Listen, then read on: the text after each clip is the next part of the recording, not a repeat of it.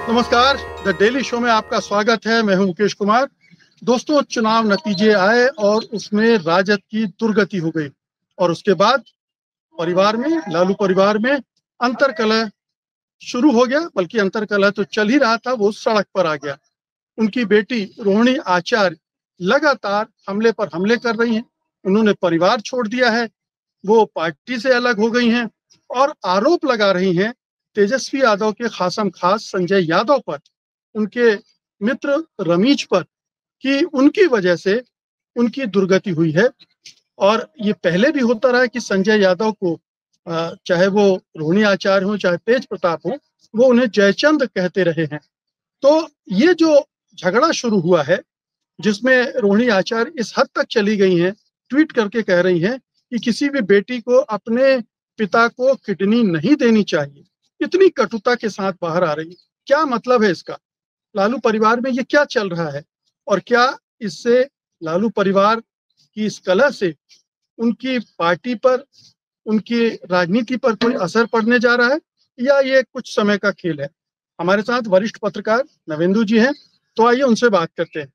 नवेंदु जी, देश भर में बहुत सारे ऐसे राजनीतिक परिवार हैं और उनमें विरासत को लेकर झगड़े भी चलते रहते हैं। चाहे वो मुलायम सिंह यादव का परिवार हो, चाहे वो नायडू जिस परिवार से दामाद थे, वो एनटी रामाराव के, वो परिवार है, टीएमके का परिवार है, सिंधिया परिवार है जहां पर विजय राजे माता सिंधिया और इन सब का चलता रहा है। तो ये एक और परिवार है जहां पर ये सब हो रहा है। इसको आप कैसे देखते हैं? देखिए, पारिवारिक झगड़ा है और मुझे लग रहा है कि पत्रकारों को सोचने की जरूरत तब पड़ती है मीडिया की, जबकि वो झगड़ा राजनीतिक उनके सार्वजनिक जीवन को प्रभावित करता है। तो ये सिर्फ परिवार का झगड़ा नहीं है। आप देखें तो उस परिवार में ये सारे चेहरे जो हैं, तेजस्वी यादव, संजय यादव, रोहिणी आचार्य या खुद लालू प्रसाद यादव, माता राबड़ी देवी, तो ये सारे बिल्कुल तो राजनीतिक परिवार है। तो जाहिर तौर पर कुछ भी हो रहा है तो उसकी विश्लेषण विवेचना होनी है। देखिए मुकेश जी, मूल मामला ये है कि एक तो है कि अभी एक संकट आया चुनाव परिणाम के बाद। ये संकट आया, आपने ठीक ही कहा कि लेकिन ये झगड़ा शुरू हो चुका था चुनाव के पहले से ही, लेकिन चुनाव के दरमियान ही ये तेज हुआ। ये गौर करने वाली बात है। तो ये चुनाव आया तो राजद पर न सिर्फ जीत हार का संकट लेकर आया, परिवार पर भी संकट लेकर आया। इसी बीच तेज प्रताप यादव भी अलग हो रहे हैं। उन्होंने अपनी एक नई पार्टी बना ली, उससे वो चुनाव लड़े। उन्होंने, कहा जाता है कि 50 सीटें उन्होंने मांगी थी। तो ये शेयर जो परिवार में लगाने की बात है, वो शेयर की लड़ाई है। ये राजनीतिक विरासत किसके हिस्से में जाएगी, उसकी इसकी लड़ाई है। बिल्कुल। लेकिन ये तो सब देख रहे हैं कि तेजस्वी यादव ही असली वारिस नजर आ रहे हैं। बिल्कुल वही फ्रंट पर है, वही लड़ रहे हैं, वही पार्टी चला रहे हैं और लालू यादव का आशीर्वाद भी उन्हीं को है। फिर ये छटपटाहट क्यों है, और खासतौर पर रोहिणी आचार्य को? बिल्कुल।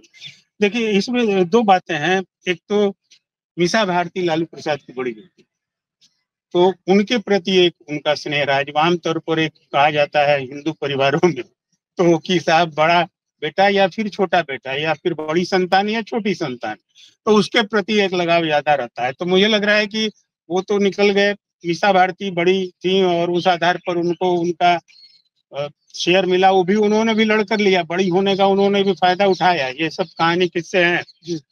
अब उसके बाद तेजस्वी जो है, तेजस्वी और तेज प्रताप दो उनके बेटे। अब उन बेटों में एक बात ये है कि लालू प्रसाद, एक तो चलिए तेजस्वी छोटे हैं तो इस नाते में हो सकता है, लेकिन दूसरी बात ये है कि लालू प्रसाद एक राजनीतिज्ञ, सदैव राजनीतिज्ञ रहे हैं। तो उनको राजनीतिज्ञ के तौर पर लगा होगा कि तेजस्वी में एलिमेंट है जो कि तेज प्रताप में नहीं है, तो इस नाते उनको उन्होंने संरक्षण दिया। और तेज प्रताप में सचमुच में वो गंभीरता, वो मैच्योरिटी नहीं है और उनके परिवार का भी झगड़ा था। हाँ, वो सब भी एक बैकग्राउंड में चली रहा है। ये सब बातें हैं। तो पब्लिकली भी अगर कोई आप देखेंगे तो तेजस्वी को लोग रिकॉग्नाइज करते हैं और तेज प्रताप को इंटरटेनमेंट के तौर पर लोग लेते हैं। तो ये एक बात है। लेकिन अब ये रोहिणी आचार्य का जो मामला आया, तो रोहिणी को लेकर के आपने देखा उन्होंने 2022 में जो किडनी दी लालू प्रसाद को, और उसको लेकर के एक ग्लोबली जो है चर्चा हुई कि बेटी हो तो ऐसी और तमाम बातें। तो रोहिणी का तो मतलब से है कि भाई उसने वो किया अपने पिता के लिए। अब देखिए, सवाल है कि तेजस्वी जैसे जैसे प्रभावशाली होते गए, तो अंदर खाने में परिवार में एक कोटरी बने, तरह तरह के कोटर बनते गए, माने खाने बनते गए। और उसमें आप देखेंगे कि फिर मीसा भारती का पहले कंट्राडिक्शन सामने आया, उसमें भी कहीं ना कहीं संजय यादव थे। तेज प्रताप से उनका थोड़ा सॉफ्ट कॉर्नर था। फिर बाद में तेजस्वी ने मैनेज किया, तो तेजस्वी और मीसा भारती की एक केमिस्ट्री बन गई और फिर वो चली हो गया। तो एक उन्होंने अपना पक्ष बना लिया। अब इधर पक्ष की बात है तो तेज प्रताप जो है वो अलग हो गए।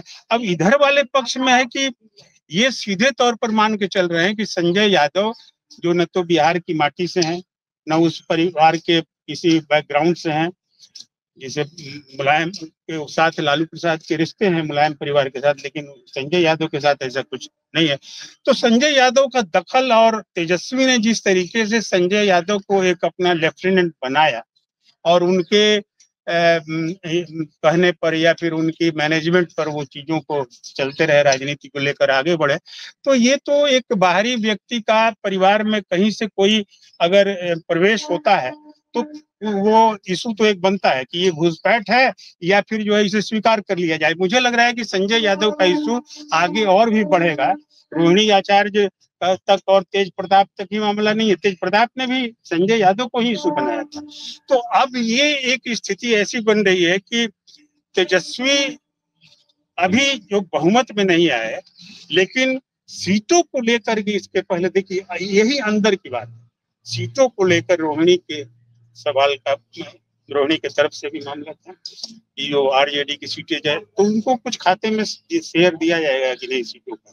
तेज प्रताप का भी यही मामला था, मीसा भारती का, सबका यही मामला था। लेकिन इस बार तेजस्वी ने ज्यादा होल्ड किया कि हम अपने तरीके से सीटें बांटेंगे, और फिर उसमें जो है सबकी इच्छा पूर्ति नहीं हुई तो झगड़ा सामने आया। रोहिणी आचार्य की महत्वाकांक्षा क्या है? वो तो सिंगापुर में रह रही है जी, और उनकी संतानें भी सिंगापुर की नागरिक हैं जी, क्योंकि पैदाइश हुई है वहाँ।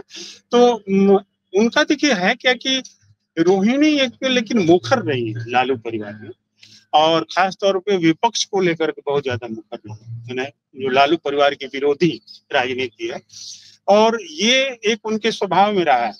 तो एक पुत्री के तौर पर मैंने अभी तक की जो इमेज थी, अगर इस विवाद को किनारे हटा दें तो वो तो थी कि एक बाप के लिए, माँ बाप के लिए एक बेटी सोचती है कैसे, तो राजनीतिक तौर पर भी वो खड़ी होती थी। और उनके राजनीतिक बयान कई बार बीजेपी या एनडीए के जो दल हैं उनको चुभते थे, खासतौर पर बीजेपी, और इस पर काफी कंट्रोवर्सी भी क्रिएट होती रही। तो ये था, लेकिन अब है कि राजनीति का तो चाहत है। जो नया बयान आया उससे लगता है कि अब उनका गुस्सा तेजस्वी यादव पर ही नहीं है, लालू यादव पर भी है। बिल्कुल, मतलब वो ये अफसोस प्रकट कर रहे हैं कि मैंने उनको किडनी क्यों दी जी। तो इसका मतलब है कि वो लालू यादव से अपेक्षा कर रही थी कि वो इंटरवीन करेंगे, उनको जो भी वो चाहती हैं वो उसको होने दिया जाएगा, या संजय यादव को अगर वो चाहती कि बाहर हो जाए वहां पर करेंगी। तो ये इसमें जो उन्हें मात खानी पड़ेगी, क्या ये उसकी खिसियाहट है, पीड़ा है, हताशा है? देखिए, लोकसभा चुनाव में टिकट मिला रोहिणी को, और वो चुनाव लड़ी, मतलब जीतते जीतते हारी कहिए। उसमें भी एक अंदर खाने में बात आई जो कि साहब उनको ये संजय यादव वगैरह की तरफ से कि सपोर्ट नहीं मिला उस तरीके से, मैंने तो हारने के पीछे एक कारण है। तो जब राजनीति में वो उतर गई, लोकसभा चुनाव भी लड़ लिया उन्होंने, तो उनको भी माना जाना चाहिए लालू परिवार की तरफ से भी कि ये भी एक राजनीतिक सदस्य भी है, न सिर्फ पारिवारिक सदस्य है, ये भी एक राजनीतिक सदस्य, राजनीति कर रही है वो। तो राजनीति कर रही है तो राजनीति के नाते अगर वो अपना राजनीति में भी शेयर मांग रही है तो मुझे नहीं लग रहा है कि वो मतलब वो संगत नहीं है। महत्वाकांक्षा उनकी राजनीतिक महत्वाकांक्षा है और ये उसी की लड़ाई है। और आज जो घटना हुई है वो भीषण घटना है, क्योंकि वो राबड़ी आवाज से बाहर निकली है, और मीडिया के जो लोग भी वहाँ कैमरा लगाए रहते हैं, तो उन्होंने कहा, बल्कि उन्होंने ये आरोप लगाया कि चप्पल से मारा भी गया उनको। तो जैसे तेज प्रताप की बहू ने निकलते हुए राबड़ी आवाज से आरोप लगाया था कि राबड़ी ने उनके साथ दुर्व्यवहार किया। तो आज थोड़ी सी पराकाष्ठा पर आरोप पहुंच गए हैं और उन्होंने परिवार से नाता तोड़ दिया है, वो निकल गए हैं यहाँ से। लेकिन देखिए, पारिवारिक लड़ाइयों का यही मामला है, और सत्ता राजनीति के स्वार्थ जहाँ जुड़े हुए हैं, तो कहीं ना कहीं इसमें फिर लालू प्रसाद को इंटरफेयर करना पड़ेगा। एक बात है कि बाप को किडनी दिया, किसी बाप बेटी को किडनी नहीं देना चाहिए, ये बात जरूर है, लेकिन फिर भी उन्होंने सीधे तौर पर लालू प्रसाद पर कुछ ऐसी वैसी टिप्पणी नहीं की। तो लालू प्रसाद ही अभी तक एक मुखिया हैं और उस आधार पर आपको लगता है कि लालू प्रसाद भी अब हेल्पलेस हो गए हैं? तेजस्वी यादव एग्रेसिव लग रहे हैं। तेजस्वी यादव को लग रहा है कि अब ये पार्टी को उन्हीं को आगे ले जाना है। वो अपने ढंग से काम करना चाहते हैं, अपने लोगों को तैनात करना चाहते हैं, तैनात किया है। तो वो अब किसी का दखल नहीं चाहते और इससे ये स्थितियां पैदा हो। बिल्कुल जाहिर तौर पर आप सही आप कह रहे हैं। और लालू प्रसाद ने जिस तरीके से वो बोलते हैं कि ढील दिया तेजस्वी को, तो उस ढील पर वो आगे भी बढ़े, वो जो छूट दी उस पर आगे भी बढ़े और उनको पार्टी की एक पूरी तरीके से कमान दे दी। लेकिन फिर भी देखिए बिहार है और बिहार की राजनीति में एक कुछ बातें ऐसी हैं कि जो जहाँ पर चीजें घूम जा सकती हैं। और लालू एक, अगर यदुवंशियों की बात करें या यादव वोटर्स के साथ साथ यादव परिवारों की बात करें, तो लालू की एक पहुंच अलग है, लालू का एक प्रभाव अलग है, लालू को लेकर सहानुभूति अलग है। तो तेजस्वी निश्चित रूप से अब चाहते हैं कि अपने घोड़े खुद हाँके, और उस हाँकने में ही तो फिर ये संजय यादव का मामला आता है कि, और संजय यादव वाकई है कि जिस तरीके से होल्ड उनका स्थापित हुआ इस परिवार में, तो उसको लेकर बाकी जो सदस्य उनकी नाराजगी स्वाभाविक है। लेकिन जहां मामला पहुंचा, मुझे अभी ऐसा लग रहा है कि इसको हल भी अगर कोई कर सकता है तो लालू प्रसाद ही। और देखिए चुनाव खत्म हो गए हैं, चुनाव खत्म होने के बाद रिजल्ट आ गए हैं, उसका एक ये संकट दिखाई दे रहा है। लेकिन इस संकट के अब दो धुरी तैयार हो गए, एक तेज प्रताप यादव और दूसरे रोहिणी यादव। तो अब ये देखना होगा आगे कि इस संकट को लालू परिवार हल कर पा रहा है या राजनीतिक संकट के साथ पारिवारिक संकट का भी वो पूरी तरह शिकार। क्या आपको लग रहा है कि ये एक फैमिली ड्रामा है जो अभी क्रिएट हुआ है? तेज प्रताप हाशिए पर अब लगी जाएंगे, उन्होंने अपना प्रयोग करके देख लिया है। रोहिणी आचार्य के पास भी बहुत विकल्प नहीं है और तेजस्वी यादव ड्राइविंग सीट पर बैठे हुए। धीरे धीरे ये सेटल डाउन हो जाएगा और उनको या तो तेजस्वी की शर्तों पर रहना होगा या फिर अपने रास्ते ढूंढने पड़ेंगे, या लालू यादव कोई पैचअप करके इसको शांत करेंगे। होता यही है। देखिए अब जो राजनीति एक चल चुकी है वो पीछे मुझे नहीं लग रहा है कि लौटने वाली है, जो लालू परिवार की राजनीति। और एक सर्व स्वीकृत जो है या पब्लिकली कहिए कि वो मानी हुई बात है कि तेजस्वी को बिहार की जनता, सीट हार जीत की अलग बात है, वोटों का भी हिसाब देखेंगे तो उस हिसाब से उसको अच्छे वोट मिल रहे, तो नेता वही है। तो वैसे में अब वो बढ़ गए हैं तो उन्हीं की चलेगी। और मुझे लग रहा है कि एडजस्टमेंट फिर परिवार का होगा, इसमें लालू प्रसाद की एक भूमिका होगी जरूर। और वो कहीं ना कहीं एक दोनों मैंने ये पूरे खलबली को एक शांत करने का एक सेतु बनेंगे। कोई बड़ा डैमेज होता आपको दिख रहा है? ये फॉर द टाइम बीइंग है, बिल्कुल कुछ समय बाद अपने आप ठंडा पड़ जाएगा। मुझे नहीं लग रहा है कोई बड़ा डैमेज होगा। इसलिए अब क्या डैमेज होगा, जब बिहार विधानसभा चुनाव निकल गया तो अब तो कोई राजनीतिक डैमेज नहीं होने वाला है। बाकी वो मतलब मुंह फुला लिया उन्होंने, वो रुस गए, तो ये सब बातें हैं। लेकिन इसका कोई बहुत बड़ा डैमेज नहीं होने वाला है लालू परिवार को अब, बल्कि इसके बाद पैचअप होगा। और डैमेज इस रूप में हो सकता है कि अब जैसे तेज प्रताप अलग हो गए तो क्या रोहिणी आचार्य भी एक अलग पार्टी बना लेंगी। दरअसल परिवारों में ये होता नहीं कि अलग, तो अलग एक पार्टी तो तेज प्रताप ने बना ही ली है, रोहिणी आचार्य भी क्या पार्टी बनाएंगे अगर राजनीति करनी है, तो एक ये सवाल देखने लायक होगा। लेकिन मुझे लग रहा है कि अभी वक्त भी बहुत ज्यादा है, अब आगे कोई बिहार का चुनाव भी नहीं है, लोकसभा का चुनाव भी 29 में है, तो फिर कुछ पैचअप ही होगा और लालू प्रसाद की भूमिका रहेगी। मुझे लग रहा है कि लालू प्रसाद अपने रहते ही इसको हल कर लेंगे तो ठीक है, नहीं तो उसके बाद तो ये कहानी और बिगड़ेगी। जी, तो ये है लालू परिवार के कलह का एक नया एपिसोड। और ये संभावना बनती है कि क्योंकि 2 सदस्य अब बाहर निकल गए हैं और जो पार्टी है दरअसल तेजस्वी यादव के हाथ में, उनके कंट्रोल में। लालू यादव चाहे तो पैचअप कर सकते हैं, बशर्ते वो लोग भी पैचअप करना चाहें। लेकिन तेजस्वी यादव के पास कमान है तो वो अपने ढंग से पार्टी चलाएंगे, चला सकते हैं। ये चूंकि पार्टी के फेस भी वही है तो उनके पास ये अधिकार भी है और जन स्वीकृति भी है, ये दोनों चीजें हैं।